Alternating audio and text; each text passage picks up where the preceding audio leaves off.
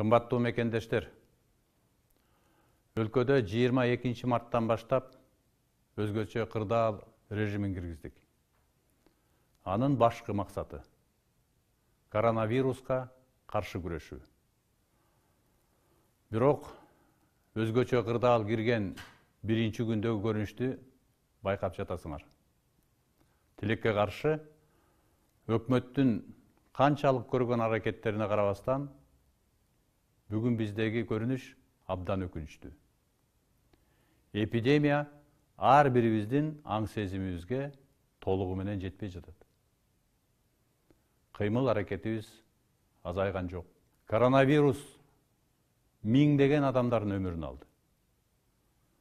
Жоопкерчиликсиз жарандар аны көрүп турсаңар да, өзүңөрдүн кенебестигиңер менен башкаларга коркунуч алып келип жатасыңар. Муну түшүнгүлө. Өзүңүз да балким вируска чалдыккан адам болуп калышыңыз толук ыктымал. Бир адамдын иммунитети жогору, бир адамдын иммунитети начар. Бул вирус адамга жуккандан баштап 14 күндөн кийин гана билинет экен. Ага чейин вирусту сизге ким жуктурганын, сиз канча адамга жуктурганыңызды билбейсиз. Вирус алыс жакта эмес, вирус ар бирибиздин жаныбызда. Күн жылып тышка чыккыңыз келип турат, бирок ушул өзгөчө кырдаалда үйдө болуу негизги шарт. Тартипти сактабаган Италия эмне болду? Бир күндө 700-800дөн адам өлөт деген эмне деген шумдук. Италия эли эми гана түшүнүп жатат. Ал эми жеңишке жакындаган Кытай азыр да чектөөлөрүн ала элек. Биз өзүбүзгө өзүбүз кам көрбөсөк, ким кам көрөт? Ошондуктан, урматтуу мекендештер, жалпы элди коргоо үчүн мыйзамдуу бардык кадамдарга барууга, аларды күчөтүүгө аргасыз болуп жатабыз.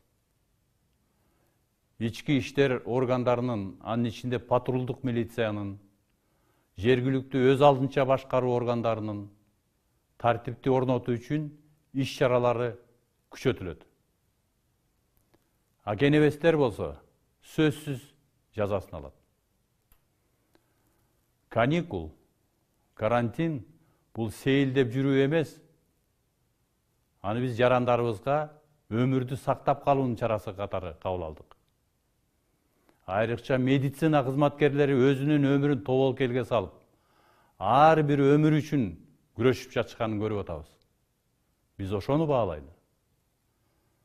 Алардын мээнети кайтсын десек, эрежелерди сактап, тартипти күчөтөлү. Өзүңүздөр да бири-бириңиздерди контролго алыңыздар.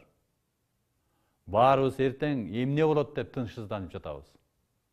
Өзгөчө кырдаалды киргизүү чечими адамдардын укугу чектелгенине, экономикага абдан оор кыйынчылыктарды алып келерине карабастан кабыл алынган чечим. Бүгүн баарыбызга жеңил болгон жок. Муну бардыгыбыз түшүнүп турабыз. Көп нерсе өзүбүздөн көз каранды. Эгерде биз бири-бирибизди аясак, тартипти сактасак, илдеттен, дарттан сөзсүз кутулабыз. Жарандарыбыз абалды аң сезимдүүлүк менен кабыл алат деп терең ишенебиз.